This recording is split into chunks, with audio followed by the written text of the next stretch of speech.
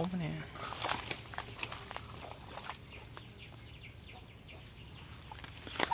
nhiều hay nè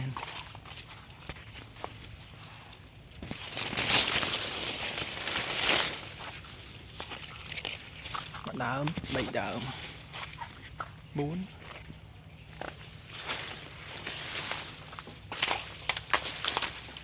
hạt đơmនេះក៏ធំ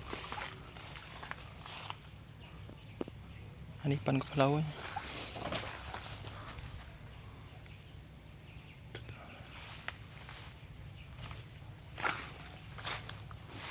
អាដើមនេះដាំក្រោយដាំជួសស្ទើដើមនេះក៏ត្រង់តែទូចមកជួសនេះមាន 2 4 6 7ដើម